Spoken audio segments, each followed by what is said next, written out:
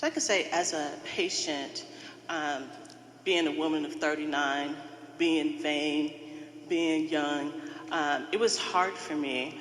And when I went to see Dr. Jalovic, the majority of the cancer was in my left breast, and there's, possibility of, something happening in the right. So we knew that I was going to have a mastectomy on the left. But how do you balance those two out?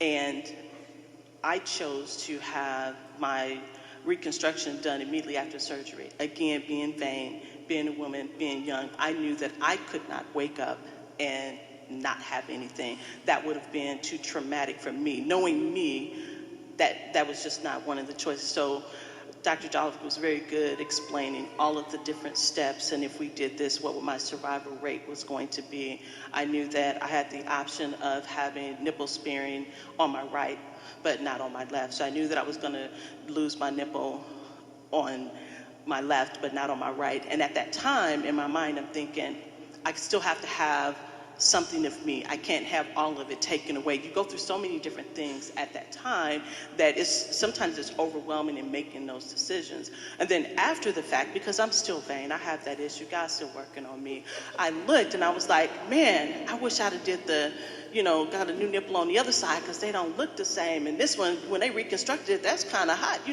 So, I'm joking about it, but I was serious because I still struggle with that.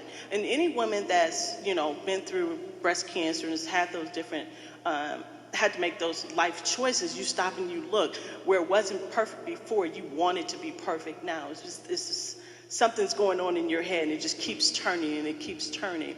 And luckily for me, I did not have to have chemo. I didn't have to do radiation. I was diagnosed at stage 0, but I still had to have a mastectomy. People get confused by that. It's like, you had a mastectomy, but you're a stage 0.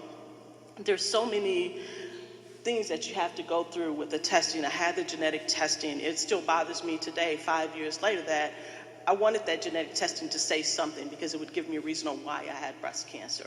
But those things just don't happen, and we have to, kind of work through those. But I had a great team of supporters, and, the doctors just literally sitting down and saying, okay, these are your options.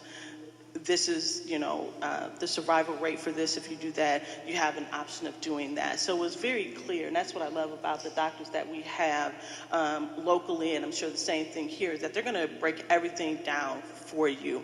And I even suggest, taking someone with you, because there's so much going on and you're so emotional, that you take a support system with you so that they can take notes and, come back and say something to you later, and like you may have forget something. And I want to go back just for a quick second. We talked about disparity.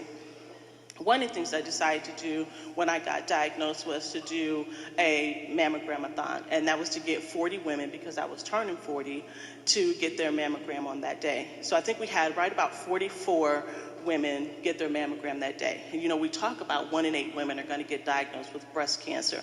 So of those 44 women, 3 of those women were white, all the rest of them were minorities. Of that, 8 women got a second call back. So I don't say that to scare you, but I want you to be scared enough to make sure that you're taking care of your health, that you're doing your self-breast exam, and when the time comes that you get your mammogram. Of those 8 women that got a second call back, 2 years ago, one of the ladies was diagnosed with breast cancer. She was 45 at that time, and that was her first time getting her mammogram. So it wasn't found then, but because we continue to do this program, 2 years ago, she got diagnosed with breast cancer, and she wound up having a mastectomy. And now she's doing the same thing that I'm doing, Shalonda's doing, everyone up here is advocating for minority women to get out there and make sure that you're taking better care of your health. Make sure you're asking those questions.